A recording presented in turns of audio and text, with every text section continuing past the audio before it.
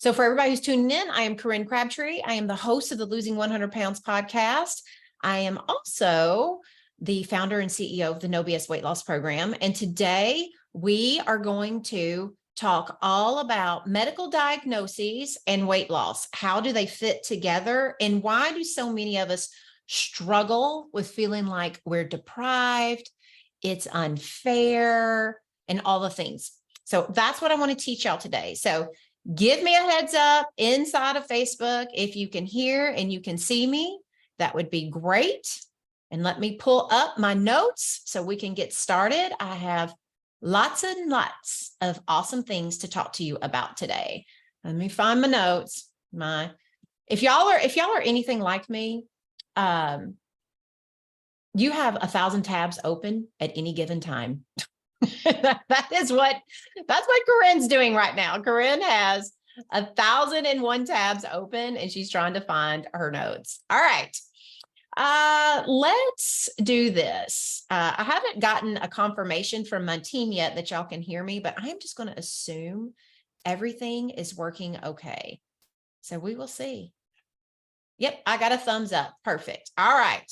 That must mean somebody from my team is here. No, just the wing girl, Lori and Joyce. Y'all made it over here. I am broadcasting live to Facebook Live, by the way. Okay, so let's just start talking. Let me find, I keep closing out my notes. I'm so sorry. All right, here we go. First thing, here's the problem. When you think that your diagnosis keeps you from losing weight, here's what ends up happening in your head. You start feeling helpless. You start getting mad that you have a diagnosis. You feel very put upon, like, why is this happening to me? And you dramatically raise the level of fuck it eating when that happens. So what is fuck it eating? Fuck it eating is simply what we call blow it eating in No BS. It is where you end up eating your face off, or you end up eating shit you swore you wouldn't eat, or you end up eating things because when you have a bastardized relationship with your food, like with your medical diagnosis, when you feel sorry for yourself, when you're blaming things, when you are angry, when you're resentful that you have it, your brain now says, you might as well eat. It won't matter. Well, the doctors said. There will be all of these things that come up. So one of the things that we have to do first when you get a medical diagnosis is I just want to tell you, this could be diabetes, prediabetes, menopause, PCOS, obesity. Maybe you go in and your doctor's like found cholesterol, blood pressure, anything like that. It could be cancer. It could be a whole host of things. And you know that you've got to go on a specific eating plan in order to reverse it, in order to fix it, or in order for you to just feel better, have energy and function. Okay. So the first thing that we really have to do is we have to remind ourselves that it's okay to not feel great about this. It is often a lot of things. What we do is we just immediately go to feeling sorry for ourselves, and we immediately go to being angry, or we immediately go to feeling resentful that this happened. And I want you to just tell yourself, that's normal. Who is supposed to be excited or motivated? I have people tell me all the time in my private membership, they'll say, I don't know why I got this diagnosis and it's not motivating me to do better. That is the most ridiculous expectation ever. You're supposed to be told that something's basically wrong with you, and you're supposed to now feel motivated to do something? No, you're supposed to probably have a little bit of a pity party. And what I want you to do is I want you to have compassion for the part of you that's upset about this. So many of us spin our wheels out, like judging ourselves for not doing better, rather than saying like, yeah, I don't like this. Yeah, this doesn't feel good. And I want you to just think about the difference between the two people. The first person gets their medical diagnosis and they're like, this sucks. I don't like this. I wish I'd done better. And then you have a part of you that comes in and says, I get it. It does suck. We're just going to we're going to do different things. We're going to do our best to try to heal ourselves. But I think trying to like it and be motivated by it would just be hard. Then you have version 2. You get your medical diagnosis, you're angry and resentful, and there's a part of you that's like yelling at you, going like, you should be motivated. Why aren't you doing better? This should have been your wake-up call. And you have this like angry bitch ass shrill yelling at you. And then you wonder why it's really hard to just take a few steps forward. So I think that always has to be the first step when we get a medical diagnosis, is drop your unrealistic expectations that you should feel better or that you should be motivated. Every now and then, someone will feel motivated. I call that the person, like lightning striking. You know how like the odds of lightning striking you is so low? Well, the odds of you getting a medical diagnosis and you being motivated to go out and change everything is probably low. So let's not have that really depressing, unrealistic expectation put upon ourselves. Then the next thing that has to happen is like, all right, we're not going to expect ourselves to feel any different. I think the next thing that we have to do is we have to start challenging some of our natural thoughts that we have. A lot of times when we're in diabetes, when we're in pre-diabetes, when we're in menopause, like all the things, we go to, it's so unfair. It's so unfair that I have this. And this is one of those things where I like to say, that's not a helpful thought. It may feel unfair, but here we are. That's very different than just sitting in it's unfair, because when you feel that it's unfair, all you're going to do is feel very hopeless. And that's when you feel hopeless, whenever the foods that your diagnosis says, we should probably stay away from these for a little while, maybe even permanently, we don't know yet. When you feel hopeless around them, you are not going to be able to say no to them. Why would you? Your brain's going to be like, why bother? Why bother? It's so unfair. And what we do is when we have a medical diagnosis is that we will just eat things a little bit at a time, a little bit at a time. And then we're never making any improvements. We're not being there for ourselves, and we're not caring for ourselves. So we want to watch out for the it's so unfair. Because let me tell you, what's actually unfair when you get a medical diagnosis is eating your face off because you feel sorry for yourself. That's unfair to you. It's unfair to you to sit there and not try to figure out how you can be there for yourself emotionally and with food. So what I would do is I would tell myself, this is the reality for now. When you want to say it's unfair, say like, no, here's what I really, really want to think about.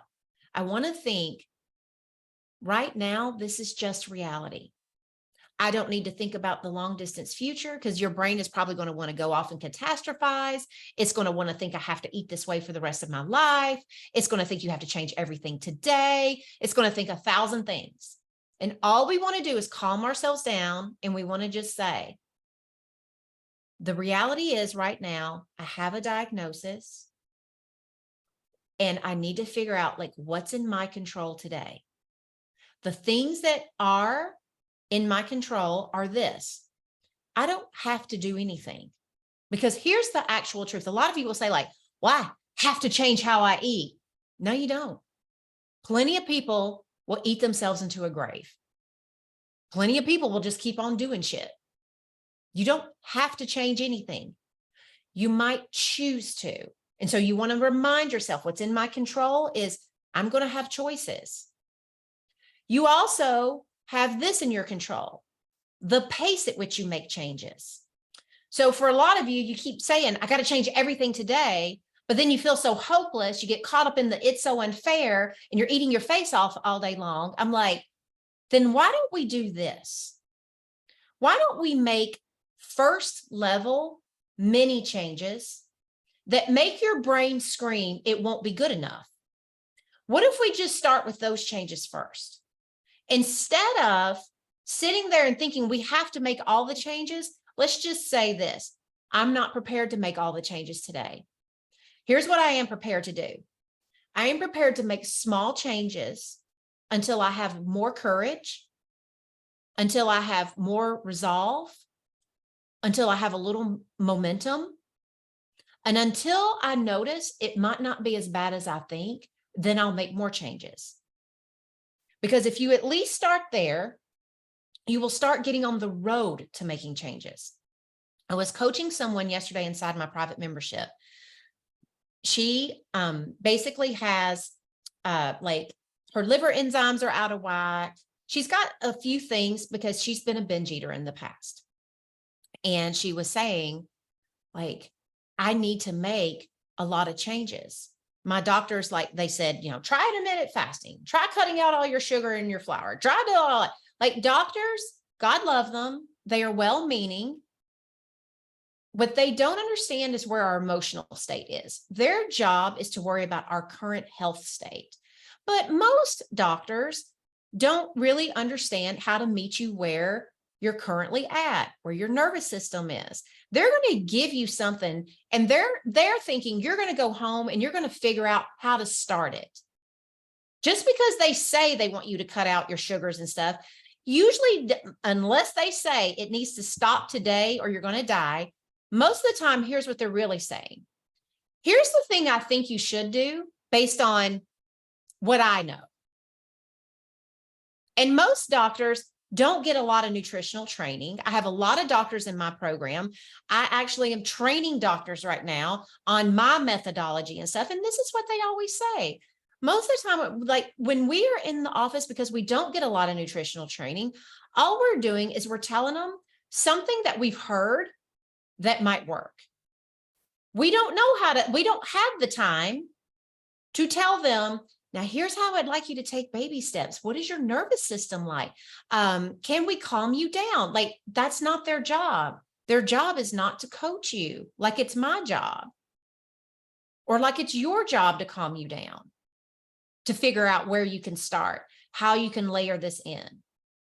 So I want you to remember, when I was talking to my client, I said, I know that your doctor said to do all this stuff. And whenever she's eating anything that's against that, she feels horrible. And I said, what if we just do this? What if we make small changes? But they said, I need to do this. And if I don't, I'll never, like she, in her mind, because I asked her, what did they actually say versus what are you telling yourself? They actually said, maybe you try some of these and see what happens. And in her mind, she heard, I have to start today and I'll never be able to eat a different way for the rest of my life. And I said, that was never said to you, but isn't it interesting that that's your opinion? And your opinion is making you panic. Your opinion is making you feel hopeless. Your opinion is scaring the shit out of you. And when you're scared and you're hopeless, you're eating the foods way more because you're afraid you're going to lose them forever. So what if we back the truck up and decide there's no real emergency? I'm not going to die tomorrow. Now, I'm not talking about people who like legit have an emergency. This is for the 98% of us who get a medical diagnosis, that if we start making change and evolve into the person, our medical diagnosis could either go away, it could change, it could evolve, it could get better. It's like, what if we just start with what you're willing to stop right now because it's doable? It could have a small impact. It could get you on the right track. And she was like, I didn't even know that I could do that. That feels so much better. And then she said, but what do I do when my brain screams, that's not good enough? And I said, you tell yourself you're on the right track, because I'm going to tell all of you a super secret. The best way to lose weight, the absolute best way to lose weight, the absolute best way to make changes to your diet is start with changes where your brain screams, that's not good enough. And you tell yourself, I must now be on the right track, because I've been trying my entire life to do things the hard way, and that's not been working.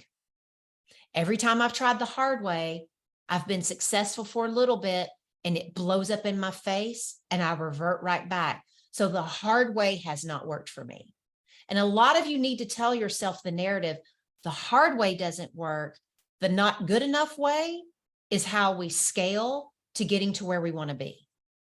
And that has to become a new mantra that you tell yourself every damn day. So everybody repeat after me. The moment it feels not good enough, I am on the right track.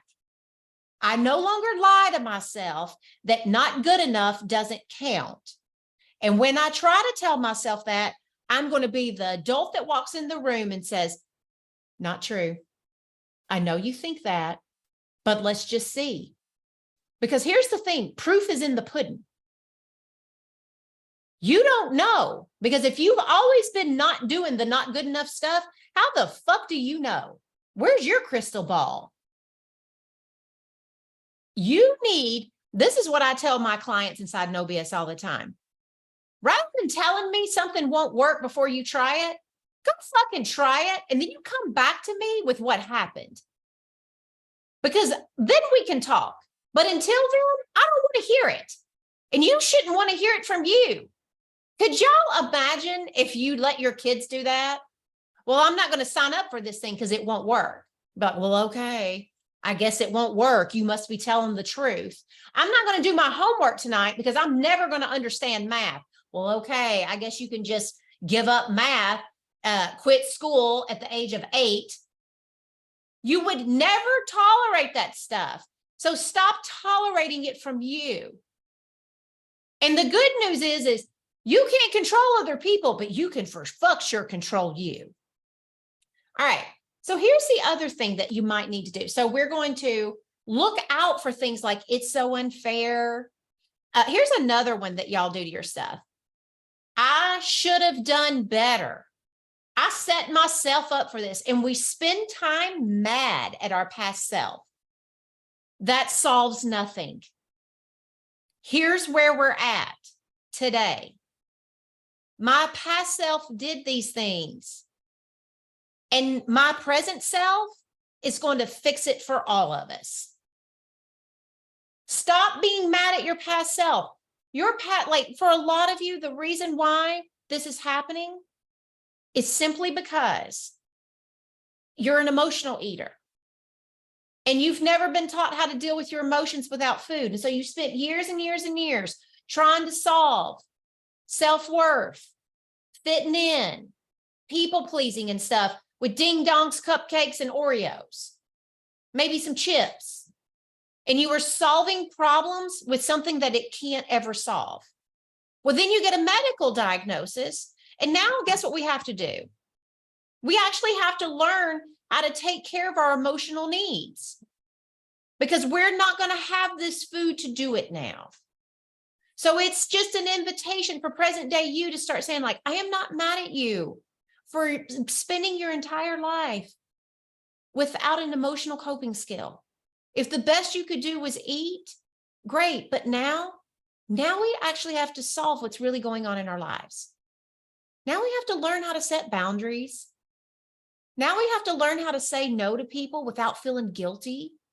Now I have to learn how to have self-care without feeling like somebody else is suffering, because I've been spending my entire life eating instead. And when I learn how to do that, guess what? I'm going to be able to move on with my life.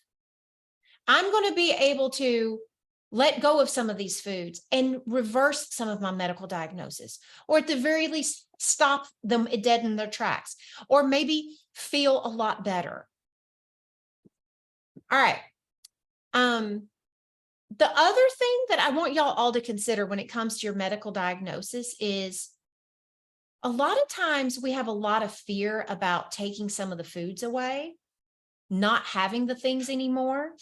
So I want you to ask yourself a couple of questions. Number one, what foods am I afraid of losing and why?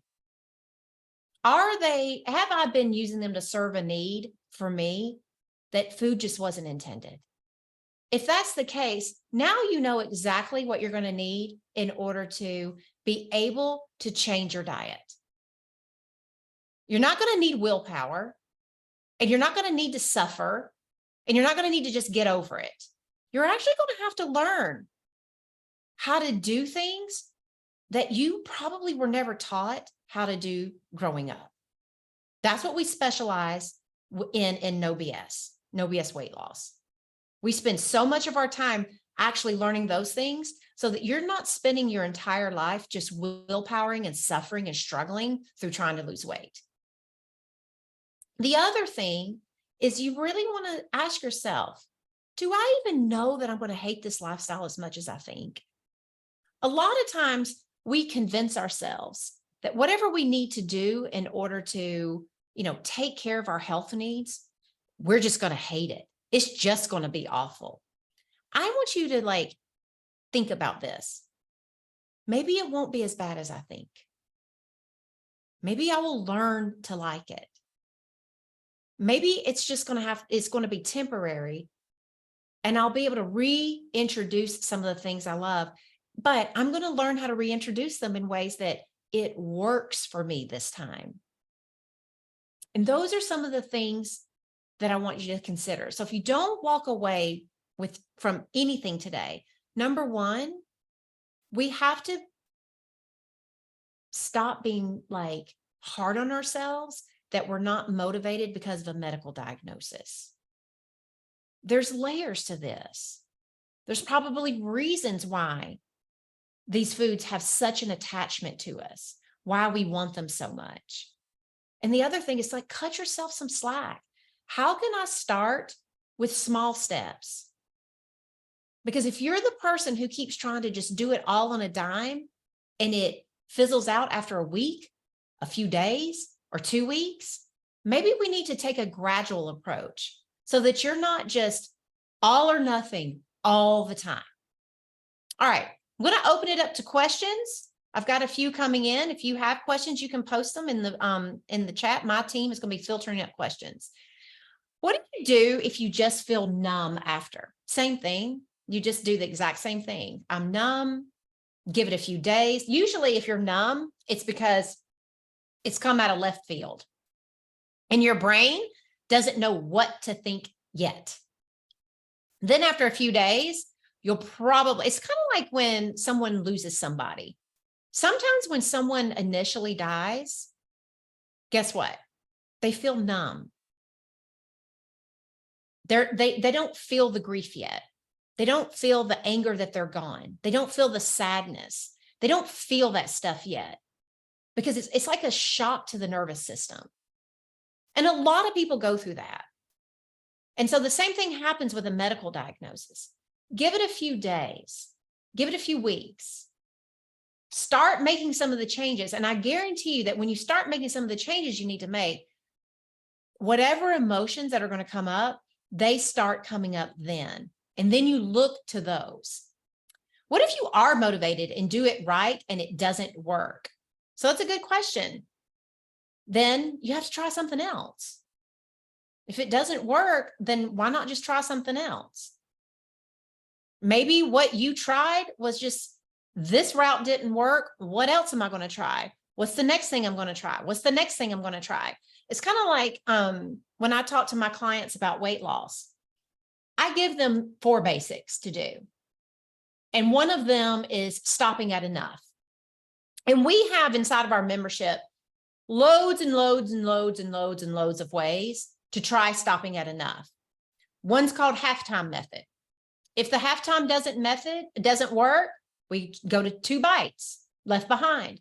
2 bites doesn't work, we go to smaller plate. We cycle through lots and lots of different things until we figure out something that clicks. Because what will click for some won't click for others. Same thing. Sometimes you'll try something for a medical diagnosis and that won't work. And so now you, like, rather than being like, fuck it, and going back to what you were doing, we have to stay on the pursuit of trying new methods, doing more research, seeing what else out there might work. I've been listening to you for a while and I love your approach. I have 5 autoimmune issues, one of which almost killed me. I think I'm still suffering from the emotional effects of this. And it is the first time I've said this. How do I concentrate on a better me? First of all, we don't concentrate on a better you yet. That's probably the problem. I think the problem right now is you need to like figure out what are the emotional effects this is having on me. This is what I teach inside of No BS. This is the reason why so many people struggle so much in life when it comes to weight loss, when it just comes to feeling better in life, is we want to get to the happy part before we actually heal the part that's broken, or we heal the part that needs listening to, or the part that's suffering. If there's a part of you that's mourning because of your medical diagnosis, if there's a part of you that's still angry or whatever, it's really hard to just like, so just feel better. Let's just do these things to feel better, when there's a part of you on the inside that's always signaling something's wrong. Like, I need you to help me. So we do some stuff inside of my membership. We do some inner child work. We teach methods on the inside of my membership on how do you actually find the parts where you have ruptures and wounds that need you to talk to them, that need you to journal about them, so that they can feel seen and they can feel heard and understood. And then they're ready to feel better. But when somebody's aching, when someone's miserable, and you're just trying to tell them to feel, it's just like when you have a child and they're really scared because they think something's under the bed. And all you do is say, that's ridiculous. There's nothing under the bed. Just go to sleep. You'll feel better in the morning. And you turn out the light and leave. Well, then you got a kid sitting there all night long like this, because we didn't actually address the fear. We didn't look under the bed. We didn't tell them it's normal to imagine things, that sometimes we think things are like that. But we're going to take a look and we're going to see that everything's okay. A lot of times when there's stuff like that happening, we want to feel better without really addressing what the need was. Jeanette, only give me questions, don't give me statements. How do I start over after gaining weight back? Well, that's a big question. We have a program called the Regain Solution. And in the Regain Solution, the very first thing we have to do in order to move on, in order to start over, is we have to stop beating ourselves up for the regain. So that's always step one.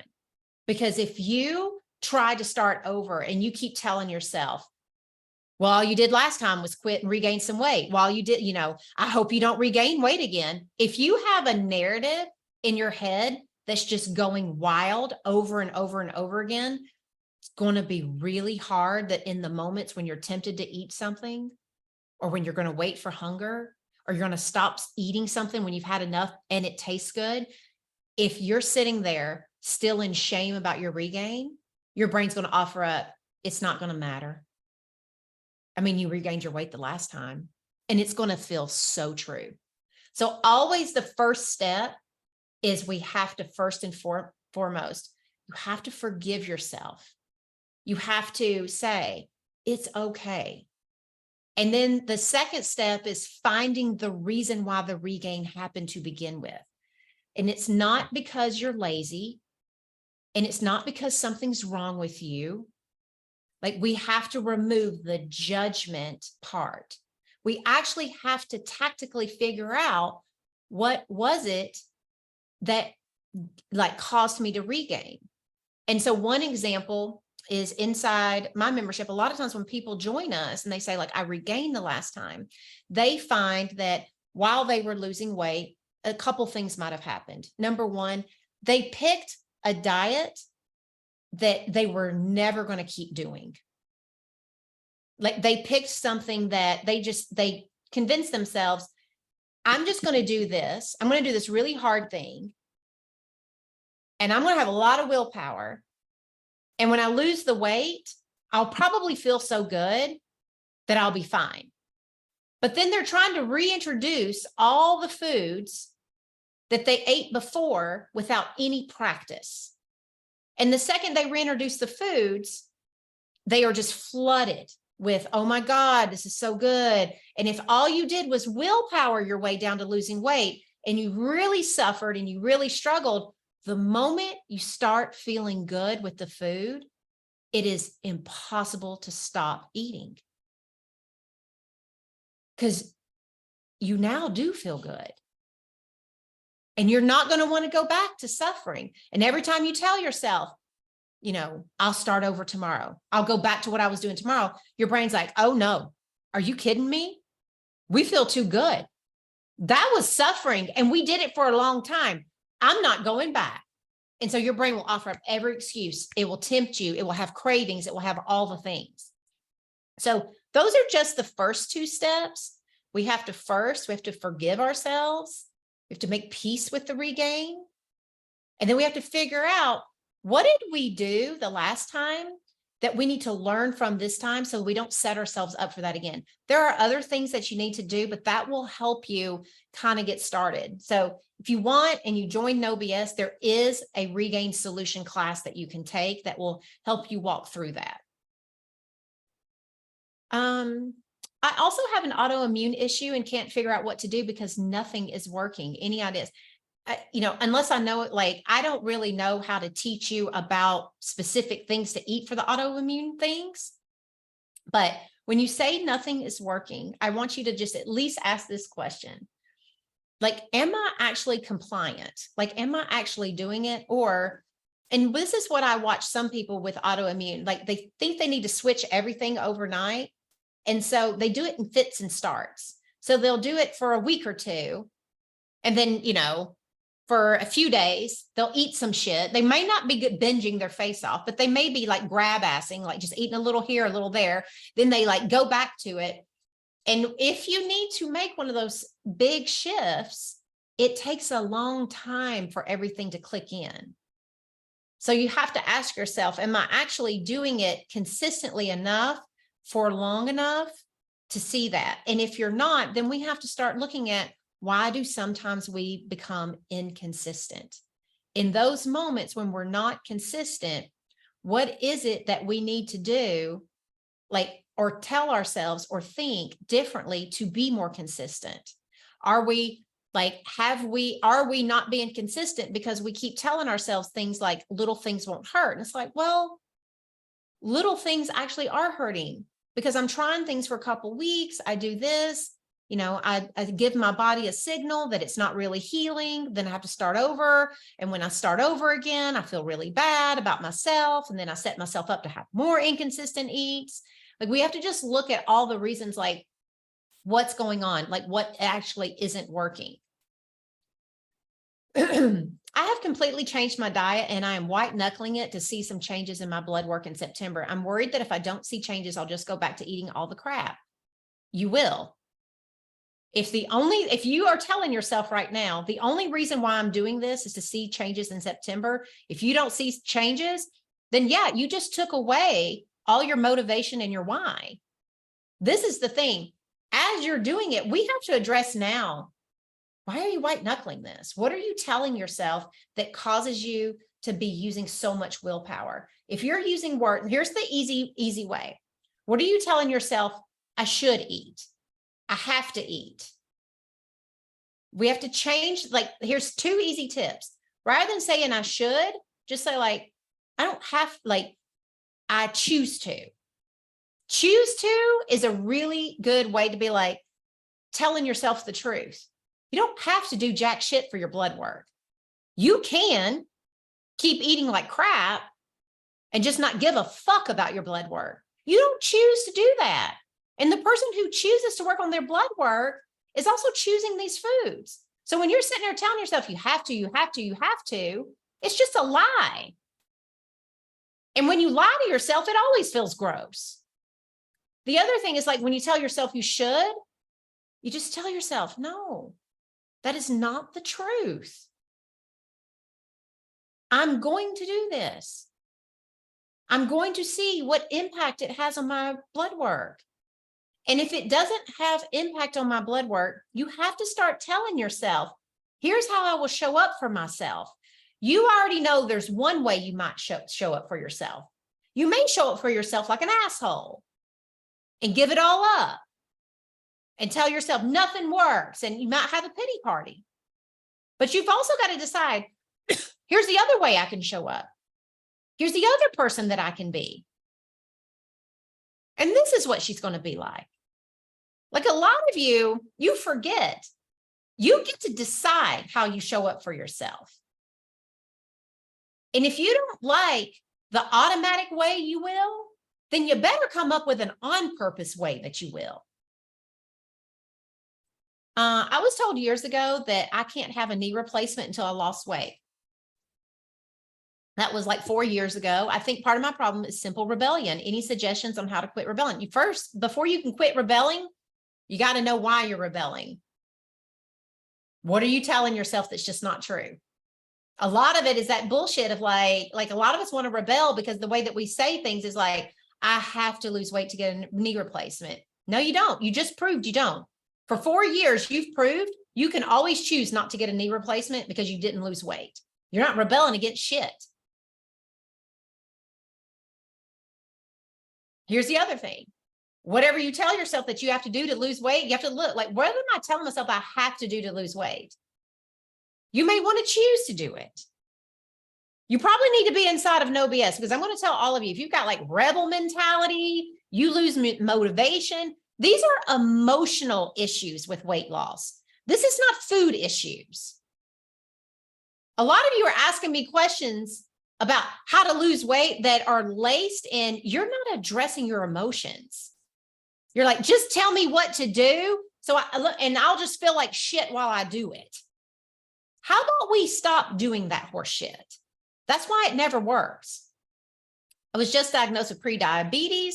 In that 10-minute conversation with the doc, it was control this with your diet on your own and lose 40 pounds. Any advice where to start? Keto and low carb the same?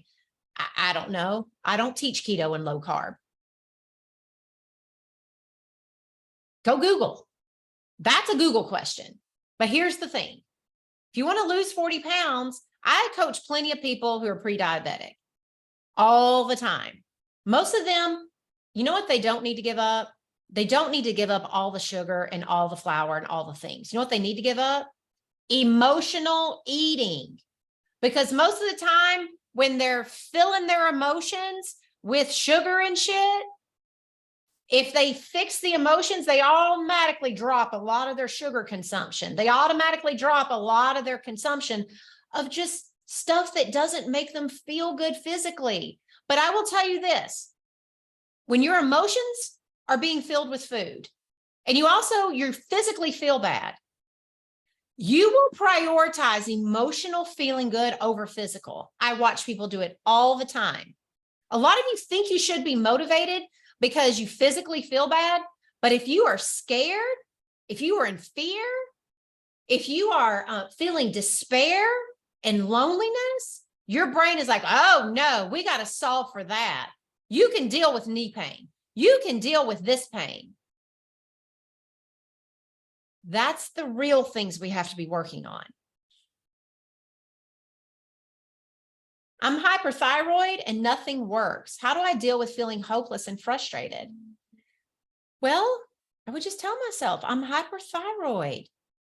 Maybe I have to live with this. Now I need to start making peace with this. May be something I live with for all my life. It's just like when people lose a limb. They can sit for the rest of their life and think about our servicemen that come back and their leg got blowed off by an IED or a limb.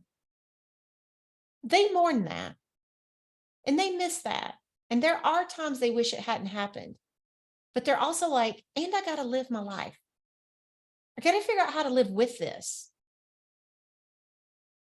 They give themselves one option. How am I going to move forward with it? You may, if nothing's working for hyperthyroid, you may have to start doing more work now on how do I, where am I telling myself things where I feel hopeless? And I've got to work on how I want to live the rest of my life with it instead of rebelling and arguing and lashing out against it.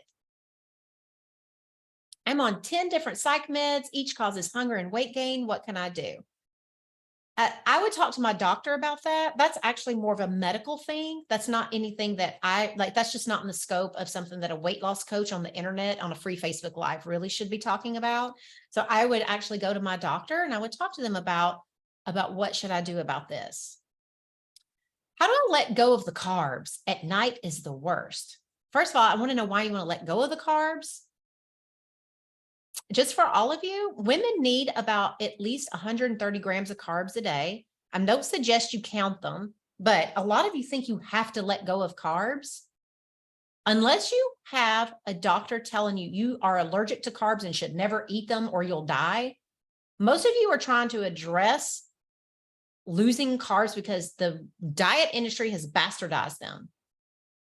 130 grams of carbs a day is like 9 slices of bread. And if I told everybody, hey, I want you to eat meat and vegetables all day, but I need you to eat 9 pieces of bread too, most people would be like, oh my God, I'm going to gain so much weight. This will never work. And yet it would be just fine. Women especially need carbs for brain health, for energy, and for balanced hormones. So unless you have a damn good reason, you do not need to be cutting out carbs. But if you are overeating them at night, you need to cut out thinking that you have a carb problem. You need to start figuring out, like, why do I want to eat at night when I'm not hungry? What's going on emotionally for me? And I need to solve for that. And then I won't have a carb problem anymore. How do I quit snacking and nighttime eating? Kind of the same. I just talked about that. How do I work through my emotions? I need a double knee replacement surgery. I'm in no BS. Go to module 2. So you're already in no BS. That's literally everything we teach in module 2. And then what I would do is working through your emotions. I would go to pathways after you take module 2, do the thought work path. That's how you work through the emotions, and use ask coaches. So whatever's coming up for you as like you work on your 4 ends and stuff, take it to ask coaches and say, like, now here's the thoughts I'm finding about my double knee replacement surgery. And they will help you, and they will give you coaching videos to watch. They will give you every resource we have, and they will tell you, hey, try this, maybe work on this thought, but take it to ask coaches. But I want you to listen to module 2 first, because that's the exact steps on how to work through the emotions. All right, let's do one more. I emotionally eat. I need help with this. I'm currently on Saxenda for weight loss injection, but I know when I stop taking this, the weight will be back on. What can I do to keep this from happening? It's a good question. We have inside of our group, we have been doing some of the weight loss drugs calls. So a lot of my members are also on them. You still have to work on the emotions. And this is what we want to do, is like sometimes what people feel is when they are on the weight loss drugs, while their appetite is kind of suppressed and that kind of stuff, when you're not eating, you are noticing you're feeling emotions, you're feeling things. Maybe you're agitated, maybe you're restless, but you're not hungry, or maybe you're a little nauseous, so you're overriding it. We want to pay attention to what feelings are coming up around when you're not eating now, and we want to work through those. And then one of the other things that you can do, and this is one of the things that I try to tell people all the time, is when you're on, like, if you have weight loss surgery or you take one of the new class of weight loss drugs and stuff, it is more important that you do a lot of the mental work, like what we do inside of No BS, because you don't want to set yourself up to take away the appetite suppressant, take all of that away, and then you're back to coping with your life, with whatever like foods you were eating before, because now you don't have like the scale going down to offset. So this is what I see very often with weight loss surgery and with the weight loss drugs is I'm doing these things and like I'm getting a high off of losing weight. I'm getting a high off of not being hungry. Like I'm kind of getting those dopamine hits that is masking what I was eating over to begin with. Then I lose the weight and I'm not getting that high anymore. So for about 2 to 3 months after you lose all of your weight, you feel pretty fucking good. Then there's a condition called hedonic conditioning that happens. It is a natural thing the human brain is designed to do. Its job is to take something that you're super excited about and make it normal.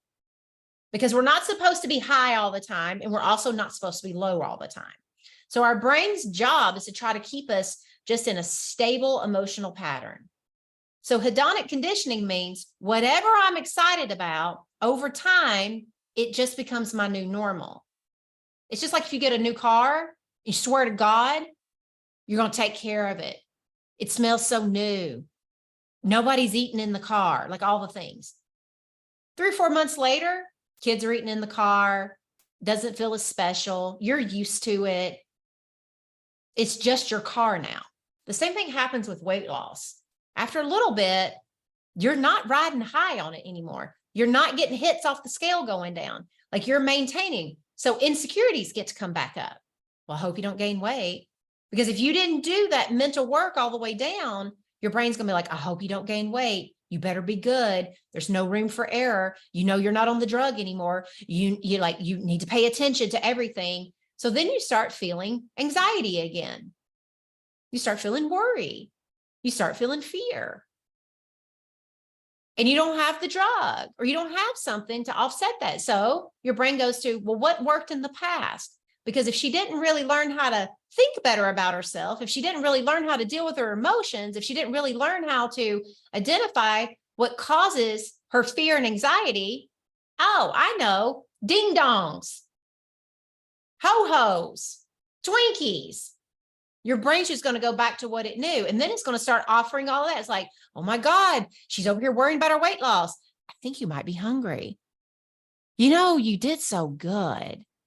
You might want to try a ho-ho. That's how that cycle works. So for all of you who have had weight loss surgery, or you are on some of the new class of weight loss drugs, we work with you on all of this inside of No BS. I teach people how to do the 4 basics. They work with all of that. And we also work with you on those things because no one is going to lose weight avoiding the emotional work. You can either do it as you lose weight so that you can keep it off, or you can lose weight avoiding it and then be faced with all of your emotional work you didn't do at the very end. And that is the worst time to do it and the hardest time to do it. All right, everybody. If you would like to join No BS, you can go to nobsweightloss.com. My team will put links inside the comments. If you have never taken my free course, you can go to nobsfreecourse.com and you can take my free weight loss course. We would love to have you inside of our membership. Please make sure that you check us out. And if you don't, listen to my podcast, Losing 100 Pounds with Corinne. I will see y'all again soon. Otherwise, y'all have a good day, and I hope you enjoyed today's lesson. Bye, y'all.